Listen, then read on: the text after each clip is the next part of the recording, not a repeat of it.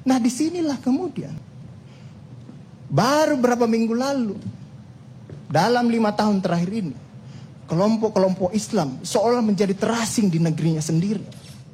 Itu yang dia rasakan. Berapa ulama yang berjuang mendirikan republik ini. Indonesia 80% penduduknya umat Islam. Tidak pernah meminta 80% hasil sumber daya alam yang dikuasai negara untuk umat Islam. Gak ada yang dia minta. Ada gak dia minta? 80% umat Islam penduduk Indonesia tidak pernah meminta 80% APBN untuk umat Islam. Gak ada yang dia minta. Sederhana permintaan umat Islam. Dia mau berdialog sama Tuhannya. Dia mau mengingatkan umatnya akan kebaikan. Yang tidak hanya mengajarkan doa makan dan doa minum, tapi juga cara memilih pemimpin. Kan begitu kira-kira. Nah, inilah ketegangan-ketegangan. Ketika agamanya dinistakan, kok susah sekali ini membawa ke proses hukum. Muncullah demo berjilid-jilid. Yang kemudian berujung ulamanya tidak bisa pulang. Belum lagi penghujung, kemudian ada agama yang diperhadapkan sebagai musuh besar Pancasila. Nah, ini yang menarik menurut saya. Saya ini Islam, tapi bukan pengetahuan Islamnya seperti Ustadz Ali Mukhtar Ngabalin dan Ustadz Abu Bakar. Tapi dengan segala awam saya terhadap Islam. Ketika saya ditanya, Pancasila itu di mana dalam kehidupan saya?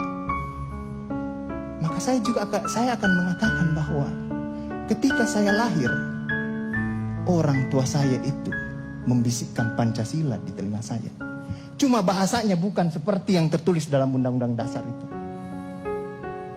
Dia membahasakan Allahu Akbar, Allahu Akbar, Asyhadu an la ilaha illallah, Asyhadu anna Muhammadar Rasulullah.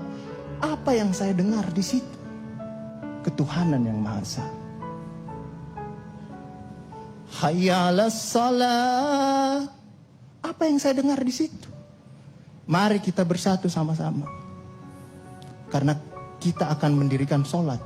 Dan Al-Ankabut mengatakan sholat itu mencegah kamu dari perbuatan keji dan mungkar. Ada kemanusiaan yang adil dan beradab. Saya dengar di situ. Hayya 'alal falah. Mari sama-sama menuju kemenangan. Kemenangan yang bagaimana kita peroleh? Kerakyatan yang dipimpin oleh hikmat kebijaksanaan dalam pemusatan perwakilan. Kemenangan yang bagaimana? Keadilan sosial bagi seluruh rakyat Indonesia. Itulah kemenangan yang kita tuju. Kita kembali lagi takbir. Allahu Akbar, Allahu Akbar, la ilaha illallah. Kita ulang lagi. Dan Pancasila yang kita tiupkan itu 5 kali sehari. Belum selesai di sini, selesai bunyi terus. Ya kan Ustaz kan? Belum selesai di daerah sini, selesai bunyi bertalu-talu terus. Seluruh dunia bertalu-talu. Inilah Islam. Yang kemudian sekarang dalam kelompok ini Ustaz Ali Mukhtar Ngabalin, saya banyak belajar dari beliau. Inilah yang kemudian sekarang, kenapa kami mau diperhadap-hadapkan? Kenapa kami ada yang menjalankan keyakinannya ketika dia celananya cingkrang, radikal, atau dia pakai cadar, dulu diperhadap-hadapkan. Saya Indonesia, saya Pancasila, ada dulu itu banyak sekali seperti itu. Kenapa kami seperti ini? Sekarang, akhirnya sekarang semua orang disuruh pakai cadar. Seperti itu. Inilah kemudian rentetan yang membuat istilah tadi Ustadz Abu Bakar, kok paranoid sekali dengan undang-undang HIP ini. Ada luka. Ada luka yang tadinya sudah mulai mengering, dilupakan. Tapi tiba-tiba ini kemudian dikhawatirkan. Jangan sampai Pancasila ini mau dipakai sebagai instrumen untuk membimbirkan kelompok Islam dalam republik ini. Apalagi kalau kita baca RUU-HIP itu, pemegang kekuasaan pembinaan ideologi Pancasila ada sama presiden. Saya juga baca-baca sekilas tadi. Kok di situ ditulis pendidikan nasional menurut undang-undang ini itu berubah. Tujuan pendidikan nasional oleh Undang-Undang Dasar mengatakan bahwa beriman, bertakwa, berakhlak mulia. Di sini diciptakan pendidikan nasional itu bertujuan untuk menjadi tenaga ahli dan terampil. Ini kan mau dikasih jadi tukang ini bagi kapitalis kalau seperti itu berpikirnya.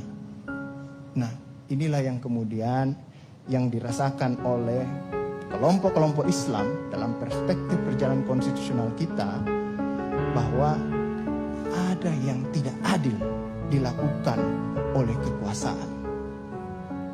Kelompok Islam selama ini tadi yang saya katakan tidak pernah meminta apa-apa. Paling jauh kelompok-kelompok Islam mungkin dapat honor dari negara. Itu pun tidak dipakai untuk foya, dikembalikan lagi untuk membantu negara, menghidupkan santri-santri, mencerdaskan kehidupan bangsa, menciptakan manusia-manusia yang beriman, bertakwa dan berakhlak mulia. Yang sebenarnya tugas pemerintah itu dikembalikan lagi seperti itu. Itulah yang kemudian mulailah sekarang kelompok Islam sangat hati-hati kalau kemudian Pancasila ditiupkan terus, seolah-olah ini mau dijadikan instrumen untuk memarginalkan. Siapa kekuasaan itu, pertanyaannya? Saya juga tidak tahu. Tetapi kita akan bisa menemukan jawabannya itu, Pak Fadli, Pak Ali Muhtar.